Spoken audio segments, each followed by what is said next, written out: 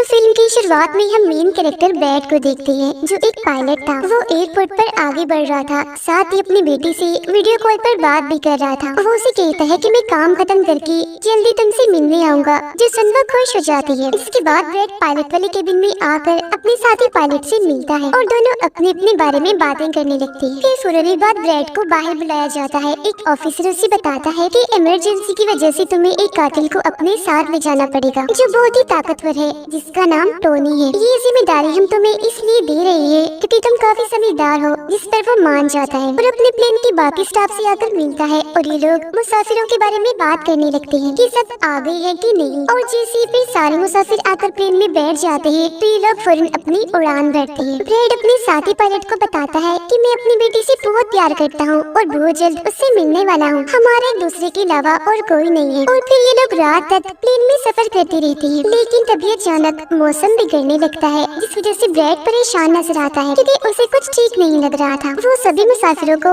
Seat पर बांधने के लिए कहता है। रेडियो के जरिए वो अपने सेंटर से बात करने की कोशिश भी करता है, पर उसकी बात नहीं हो पाती क्योंकि आहिस्ता आहिस्ता यहाँ के सारे रेडियोस काम करना बंद कर देते हैं। अब तभी अचानक बिजली का तेज झटका प्लेन से आकर लगता है, इस वजह से प्लेन हिलने लगता है। ब्रैड को फिक्र होने लगी थी, इसीलिए जब वो सारे मुसाफिरों को देखने जाता है तो उसे सुकून की सांस आती है क्योंकि सब मुसाफिर ठीक थे। पर यहाँ धीरे धीरे करके लाइट बंद होती जा रही थी, जिस बीच एक बार फिर प्लेन को झटका लगता है, जिससे ब्रैड गिर जाता है और उसके माथे पर चोट लग जाती है। इस सारी सूरत-ए-हाल की वजह से सारे ही मुसाफिरों की हालत खराब होने लगी थी। ब्रैड वापस केबिन में आकर अपने साथी के साथ मिलकर प्लेन को संभालने में लग जाता है। काफी मुश्किल टाइम था उनके लिए क्योंकि एक तो रेडियो काम नहीं कर रहे थे, ऊपर से स्क्रीन पर भी उन्हें आगे का कुछ भी दिखाई नहीं दे रहा था। तब ब्रैड कहता है कि हमें प्लेन को नीचे लाना होगा क्योंकि अगर एक और झटका लगा तो प्लेन तबाह हो जाएगा। तो फौरन ये लोग प्लेन नीचे लेने लगते हैं। सारे मुसाफिर डरे हुए थे। एक औरत फिर अपनी सीट बेल्ट खोल देती है। उसे देखकर टोनी का ऑफिसर भी ऐसा ही करता है। प्लेन क्योंकि नीचे की तरफ जा रहा था तो ऊपर वाली साइड से वो जोर से टकराते हैं, इतनी जोर से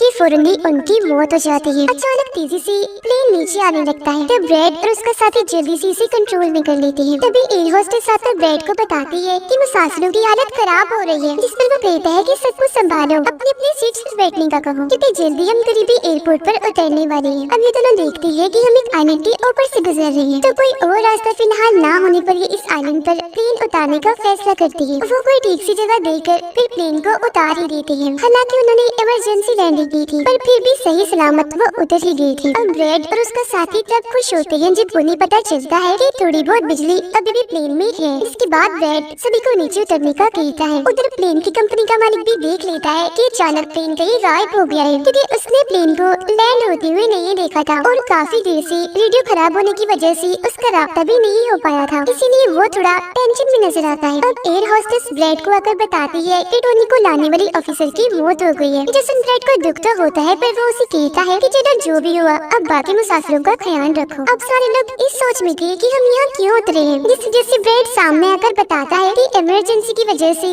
हमें यहाँ उतरना पड़ा। प्लेन में अभी भी थोड़ी बहुत बिजली मौजूद है, जिससे हम बाकी बिजली की चीजों को ठीक कर लेंगे। तब तक आप लोग यहाँ आराम से रहिए, खाना पानी मिलेगा और रहने की जगह भी, और आप लोग घबराइएगा नहीं, बहुत जल्द हम यहाँ से निकल जाएंगे। उधर प्लेन कंपनी के मालिक की मुलाकात एक रेस्क्यू एक्सपर्ट से होती है, जो ऐसे लोगों को खोज निकालने का काम करता है जो मुश्किल में कहीं फंसी होती है। कंपनी का मालिक उसे कहता है कि मुझे मेरे प्लेन की सारी डिटेल्स, जैसे कि वो कहाँ गया, उसके वर्कर्स, मुसाफिरों की सबकी जानकारी चाहिए। अब ब्रैड प्लेन के पास आकर उसे ठीक करने में लग जाता है, पर वो देखता है कि प्लेन में पावर बिजली काफी कम है, इसीलिए इनको इंतजार करना होगा क्योंकि रेडियो भी अभी काम नहीं कर रहे। फिर जब वो इस बारे में अपने साथी पायलट को बताता है तो उसका साथी नक्शा देखकर बताता है कि हम एक प्राइवेट आइलैंड पर फंसे हुए हैं। ये कोई आजाद जगह नहीं है, बल्कि यहाँ एक प्राइवेट आर्मी का कब्जा था, जो बुरे लोग थे क्योंकि उसमें सारे ही गुंडे थे, और अगर उन्होंने हमें कोई भी नुकसान पहुँचाया तो गवर्नमेंट भी हमें नहीं बचा पाएगी। जो सुन ब्रैड कहता है कि अब कैसे भी करके हमें अपनी रेस्क्यू टीम को यहाँ बुलाना ही होगा ताकि वो आकर हम सबको बचा ले, क्योंकि यही एक रास्ता है यहाँ से निकलने का। अब ब्रैड सबके पास आकर उन्हें बताता है कि किसी खराबी की वजह से रेडियो अभी भी काम नहीं कर रहा, जो सुनकर सारे लोग काफी परेशान हो जाते हैं। ब्रैड उन्हें फिर तसल्ली देता है कि हम आइलैंड की दूसरी साइड पर जाकर रेडियो को ढूंढेंगे और अपनी टीम से रेस्क्यू टीम को यहाँ भेजने के लिए कहेंगे, जो आकर आप सबको बचा लेगी और मेरे साथ टोनी जाएगा। ये कहकर वो टोनी की हथकड़ी खोल देता है और ये लोग आगे बढ़ जाते हैं।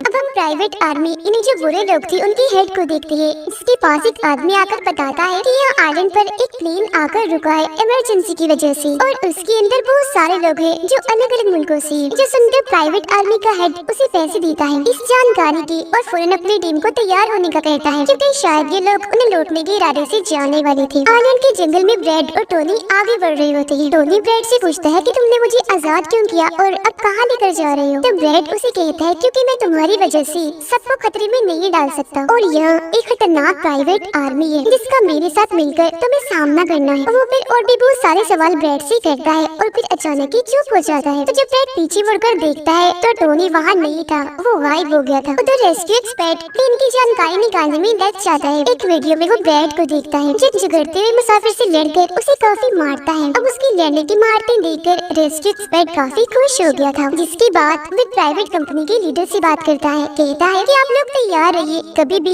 आपकी जरूरत हमें पड़ सकती है, जिस पर वो हाँ बोलता है। जंगल में आगे बढ़ते हुए ब्रैड एक खाने पड़ी फैक्ट्री में जाता है, जहाँ वो एक बंद रेडियो मशीन को ढूंढ ही लेता है और फिर उसे ठीक करके फोन लगाता है। हेल्पलाइन पर उसकी बात होती है, जिन्हें वो अपने प्लेन और इस आइलैंड के बारे में बताता है, लेकिन लाइन में कोई गड़बड़ी होने की वजह से सामने वाला इंसान उसकी बात सुन ही नहीं पाता। तब उसे एक आइडिया आता है, वो ये सारी चीजें अपने बेटे को लिखवा कर उसे अपनी ऑफिस में बताने का कहता है। अब तभी एक आदमी आकर ब्रैड पर हमला कर देता है, तो वो उसे पकड़कर काफी मारता है और बेहोश कर देता है। तभी ब्रैड को महसूस होता है जैसे इस कमरे में कोई आ रहा है, इसीलिए जल्दी से वो छुप जाता है। पर वहाँ और कोई नहीं बल्कि टोनी था, जिसने बहुत सारे गुंडों को मारकर उनके हथियार ले लिए थे, और वो ब्रैड को आवाज लगाने लगता है। फिर जब ब्रैड सामने आता है तो कुछ हथियार वो उसे भी दे देता है। इसके बाद ये दोनों नीचे की तरफ आने लगते हैं। तब यहाँ उन्हें एक कैमरा मिलता है जिसमें चल रही वीडियो से उन्हें पता चलता है कि वो खतरनाक प्राइवेट आर्मी यहाँ आने वाले लोगों को अगवा कर लेती है और फिर उन लोगों की फैमिली से अच्छी खासी रकम लेती है उन्हें छोड़ने के बदले। जो देख वो समझ जाते हैं कि हमारे मुसाफिर भी खतरे में हैं। अब ये दोनों बाहर खड़ी गाड़ी में आकर बैठ जाते हैं और अपने मुसाफिरों की तरफ जाने लगते हैं। उधर जब सारे मुसाफिर बैठे हुए थे तो तभी उन्हें किसी गाड़ी की आवाज आती है। वो ये सोचकर काफी खुश हो जाते हैं कि जरूर ये ब्रैड है, पर ब्रैड नहीं, वहाँ तो वो खतरनाक प्राइवेट आर्मी थी। वो गोलियां चलाकर इन लोगों की तरफ बढ़ रहे थे। इन गोलियों की आवाज ब्रैड और टोनी ने भी सुन ली थी। प्राइवेट आर्मी का एक पायलट से सभी मुसाफिरों की लिस्ट मांगता है। तब जल्दी से एयर होस्टेस उसे लिस्ट लाकर दे देती है। फिर वो हेड पूछता है कि तुम्हारा सीनियर पायलट ब्रैड कहाँ पर है? इस पर वो बताता है कि किसी काम से वो जंगल में गया था पर अभी तक वापस नहीं आया। इसी दौरान एक औरत वहाँ से भागने की कोशिश करती है, पर वो लोग गोली चलाकर उसे मार देते हैं। ये आवाज सुनकर ब्रैड उनकी मदद करने के लिए भागता है, पर टोनी उसे रोक लेता है। गुंडे सारे मुसाफिरों को बस में बिठाने लगते हैं, क्योंकि वो इन्हें अपने साथ ले जा रहे थे बंदी बनाकर। उनका लीडर अपने दो साथियों को कहता है कि प्लेन में जाओ और सारा जरूरी कीमती सामान ले आओ, जिसके बाद खुद वो सारे मुसाफिरों को लेकर यहाँ से निकल जाता है। तब ब्रैड टोनी पर गुस्सा करने लगता है कि वो हमारे लोगों को ले गई और तुमने मुझे जाने ही नहीं दिया, जिस पर टोनी उसे समझाता है कि वो काफी बड़ी आर्मी थी, खतरनाक लोग हैं वो, अगर तुम चली भी जाती तो इतनी बड़ी आर्मी से अकेले नहीं लड़ पाते। फिर अभी दोनों दुखी तो थे पर आगे बढ़ जाते हैं और उन दोनों गुंडों को पकड़ लेती है जो प्लेन से कीमती सामान ले रही थी। ब्रैड गन पॉइंट पर उनसे पूछता है कि मुसाफिरों को लेकर कहाँ गया होगा तुम्हारा हेड? इस पर वो बताता है कि यहाँ एक खाने फैक्ट्री है, वहीं गए होंगे वो लोग। अब रेस्क्यू एक्सपर्ट को ब्रैड की बेटी से उधर की सारी सूरत-ए-हाल का पता चल गया था, यानी कि उनका प्लेन वहाँ एक आइलैंड पर फंसा हुआ है और साथ ही वहाँ एक काफी खतरनाक प्राइवेट आर्मी भी है। वो इस बारे में प्लेन कंपनी के मालिक को बताता है, जिस पर वो कहता है कि फौरन अपनी प्राइवेट टीम और रेस्क्यू टीम को भेजो। फिर ये लोग जैसे तैसे करके उस आइलैंड और उनके प्लेन को ढूंढ लेते हैं। जब इनके बीच फैसला होता है कि प्राइवेट टीम का लीडर सबसे पहले वहाँ जाएगा अपनी टीम के साथ। उधर एक गाड़ी के जरिए ब्रैड और टोनी फैक्ट्री की तरफ जा रहे थे, जिसके पास पहुंचकर ये चुपके से अंदर घुस जाते हैं, जहाँ वो सारे गुंडे मुसाफिरों की वीडियोस बना रहे थे, ये दिखाने के लिए कि कौन सा मुसाफिर किस मुल्क से है। अब प्राइवेट टीम भी प्लेन के पास पहुंच जाती है, पर इन्हें जब वहाँ कोई नहीं दिखता तो टीम का लीडर प्लेन के अंदर जाकर चेक करता है, जहाँ 2 लोगों की लाशें थी। इसके अलावा वहाँ ब्रैड का छोड़ा हुआ मैसेज भी मिल जाता है, जो कि उस फैक्ट्री तक आने का रास्ता था। फैक्ट्री में दोनों छुपकर उन गुंडों पर नजर रख रही थी, जिनमें से 2 गुंडों को वो पीछे से आकर पकड़ लेते हैं और मुंह बंद करके उनका दम घोट देती है, जिससे उनकी मौत हो जाती है। फिर ये खुफिया दरवाजे से आगे बढ़ते हैं और एक कमरे के बाहर जा पहुँचते हैं। उस कमरे के अंदर ही सारे मुसाफिरों को कैद किया हुआ था। वहाँ बहुत सारे गार्ड्स खड़े हुए थे, जिन्हें देखकर टोनी को काफी गुस्सा आ जाता है। इसीलिए वो वहाँ पड़ा हथौड़ा उठाकर एक एक करके सभी को मारता जाता है। फिर ब्रैड एक गुंडी से चाबी लेकर उन मुसाफिरों को कमरे से आजाद कर देता है। वो फिर सबको कहता है कि जल्द से जल्द प्लेन के पास पहुँचो, क्योंकि रेडियो के जरिए मैंने मदद मंगवाई है, रेस्क्यू टीम आती ही होगी। इसके बाद वो सब लोगों को बस में बिठाता है। तभी टोनी उसके पास आकर बताता है कि वहाँ बाहर बहुत सारे गुंडे खड़े हुए हैं, तो हम यहाँ से नहीं निकल सकते। वो जब फिर मुसाफिरों को परेशान देखता है तो कहता है कि मैं मुसाफिरों का ध्यान भटकाऊंगा, जबकि टोनी तुम सभी मुसाफिरों को यहाँ से ले जाना। जो कहकर ब्रैड वहाँ से निकलकर गुंडों के पास आता है, उनके हेड से बात करता है कि मेरी टीम यहाँ आ रही है, इसीलिए तुम मेरे मुसाफिरों को छोड़ दो। अब तभी गुंडे आकर उसे मारने लगते हैं और उनका हेड कहता है कि ऐसे कैसे छोड़ दूं? पैसों के बगैर मैं किसी को नहीं छोड़ता। इसके बाद अब वो गोली से जैसे ब्रैड को मारने वाला होता है कि तभी प्राइवेट टीम यहाँ आकर उन पर हमला कर देती है। वो काफी गोलीबारी करती है, इसमें बहुत सारे गुंडे मारे जाते हैं। इसके बाद वो ब्रैड को लेकर यहाँ से जाने लगते हैं, बस में बैठकर निकल जाते हैं। गुंडों का लीडर देखता है कि बाकी गुंडों के साथ साथ मेरा भाई भी मारा गया है, तो उसे काफी गुस्सा आता है। इसीलिए अपने टीम को कहता है कि जल्दी करो, तैयारी पकड़ो और हाँ, किसी को भी मत छोड़ना, एक एक को चुन चुन कर मार देना। गाड़ी में ब्रैड उस प्राइवेट टीम से बात करने लगता है, तब उनका हेड उसे बताता है कि हम छोटी सी प्राइवेट टीम है जो बस तुम्हें यहाँ बचाने की मिशन में आई है, क्योंकि हम कोई रेस्क्यू टीम नहीं है। उन्हें आने में तो अभी और भी वक्त है। जो सुन ब्रैड घबरा तो जाता है, पर कहता है कि कोई बात नहीं, मेरे पास एक आइडिया है। इसके बाद ये लोग भी प्लेन के पास आ जाते हैं, जहाँ सारे मुसाफिरों को टोनी पहले ही ना चुका होता है। ब्रैड फिर अपने लोगों को कहता है कि प्राइवेट टीम हमारी मदद करने यहाँ आ गई है और अब उनकी मदद से हम प्लेन को चला लेंगे और फौरन यहाँ से निकल जाएंगे। तो आप सब लोग जल्दी से प्लेन में बैठ जाएं, क्योंकि हम रेस्क्यू टीम का इंतजार नहीं कर सकते, उन्हें आने में वक्त है और अगर हम यहाँ रुके तो उस खतरनाक आर्मी के हाथों मारे जाएंगे। जो सुनकर सारे लोग प्लेन में बैठ जाते हैं, जबकि ब्रैड प्राइवेट टीम के लीडर के साथ मिलकर प्लेन को ठीक करने में लग जाता है। जहाँ तभी वो गुंडे आकर इन पर हमला कर देती है, जिनको देखकर प्राइवेट टीम उन्हें रोकने में लग जाती है और यहाँ दोनों तरफ से ही काफी गोलीबारी होती है। पर इस टीम के पास काफी अच्छी गन्स थी, तो वो बहुत सारे गुंडों को मार गिराते हैं। ब्रैड टीम के लीडर को बताता है कि मैं अगले 5 मिनट में प्लेन को स्टार्ट कर दूंगा, मतलब कि चला दूंगा। इसके बाद हम सब लोग उड़ान भरेंगे। फिर वो टोनी का शुक्रिया भी अदा करता है कि तुमने मेरा इतना साथ दिया। फिर ब्रैड गोलियों के बीच से ही होता हुआ अंदर आकर बैठ जाता है और अपने साथी पायलट के साथ मिलकर प्लेन चलाने लगता है। टोनी की गोलियां खत्म हो गई थी और जब वो प्राइवेट टीम का बैग चेक करता है तो उसे वहाँ पैसों से भरा हुआ एक बैग मिलता है। पर फिलहाल पैसों को ऐसे ही छोड़कर दूसरे बैग से गन लेकर दोबारा गुंडों से लड़ने लगता है, जहाँ तब तक ब्रैड भी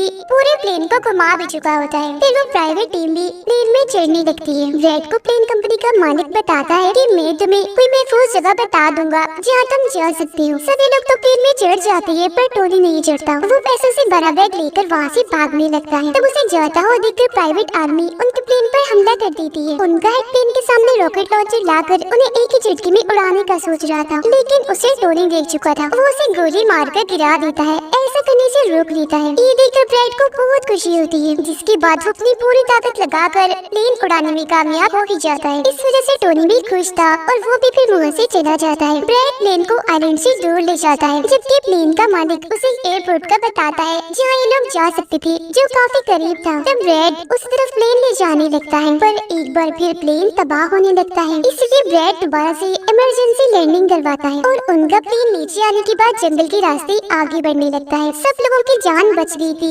इसीलिए वो काफी खुश थे। उधर प्लेन कंपनी का मालिक और उसकी टीम भी बेहद खुश थी। ब्रैड और उसका साथी भी सुकून की सांस लेते हैं कि कम से कम उस आइलैंड से तो निकल आए थे और सबकी जान भी बच गई थी। कुछ ही देर में यहाँ इनकी रेस्क्यू टीम भी आ जाती है, जिन्हें देखकर सारे मुसाफिर खुश तो थे, साथ ही ब्रैड की बहादुरी पर तालियां बजा रहे थे। ब्रैड फिर सारे मुसाफिरों को रेस्क्यू टीम के साथ पेश देता है, जिसके बाद वो अपनी बेटी से बात करता है। वो इस बात से काफी खुश थी कि थैंक गॉड मेरी डैड जिंदा है। दोनों बेटी बात करके बहुत खुश थे और इसी के साथ ब्रैड की बहादुरी की ये कहानी इधर ही खत्म हो जाती।